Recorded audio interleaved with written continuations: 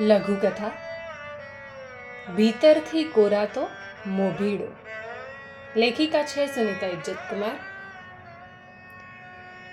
તમારા ભાઈ કામેથી ઉતર્યા કેળે 10મું વર્ષ બેઠો.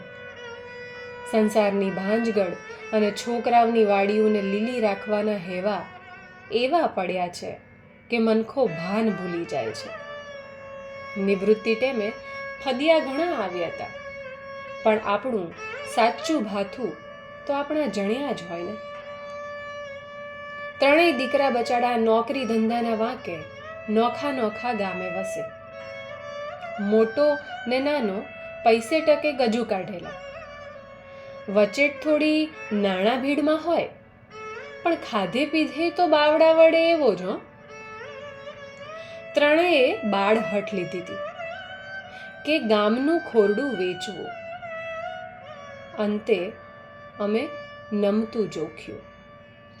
જીવ તો નહોતો હાલ્યો. એ ભોમાં અમારા મૂળિયા ગોડાયેલા હતા. મૂળથી ઉખડેલું થડ એમ બીજે ઉજરે ખરું.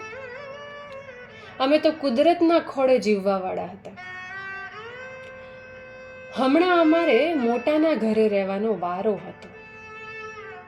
મોટાના નાનકાનો આજે જન્મદિન હતો. સંધાએ ભેળા થયા હતા.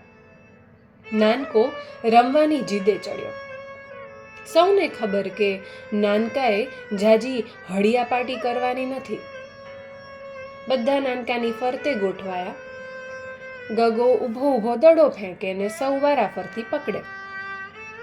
રમત જામી હતી, પણ હવે એ ઊભો ઊભો હાંફે ચડ્યો હતો. વહુ દીકરો સભાન થયા. રમત બંધ ના કરી, પણ ગગાને ખુરશીમાં બેસાડી સૌ એની અનુકૂળતા જાળવી રમવા લાગ્યા. વળી મહિનો થતા અમારે વચેટના ઘરે રહેવા જવાનો વારો આવ્યો. અમે 2 માણા વળી સામાન સમેટવા લાગ્યા. સર સામાનની પીંજણમાં અમે થાકીને બેવડ વળી ગયા. ઉંમર તો વર્તાય ને. અમારો આ ખેલ નાનકો નિહાળતો હતો. ઈ દોડતોક અંદરથી ખુરશી ખેંચી લાવ્યો ને જીદ માંડી કે એમાં તમે બેસી જ જાઓ. એનો દેકારો સાંભળીને વહુ દીકરો દોડતા આવ્યા. નાનકો લાગલો એની માને કહેવા લાગ્યો, જોતો માં, દાદાબા હળી કાઢીને કેવા હાંફે ચડ્યા છે. હવે એમણે કાંઈ અહીંથી થઈ થોડું જવાય હે? તું કહેતી હતી ને કે હાંફે ચડ્યા પછી રોજડપાટ ન કરાય. તું મને પ્રેમથી કે એટલે તારું માનીને કે હું બેસી જાઉં છું. એમ તું દાદાબાને કહીશ તો એ પણ તારું માનશે હે ને. માનવતાને ભર જુવાનીમાં મરણ પામતા બચાવી લેતી હોય એમ બહુ જ્યારે બાપુએ બાંધેલા સામાનને છૂટો પાડી તેના યોગ્ય સ્થાને ફરી ગોઠવતી હતી, ત્યારે તેની નજર નીચે ઢળેલી હતી. સંઘરેલા નીર પાડો તૂટતા જેમ ભખ ભખ વહેવા લાગે તેમ મોટાની આંખોથી બાંધી રાખેલા નહેના નીર વહેતા હતા.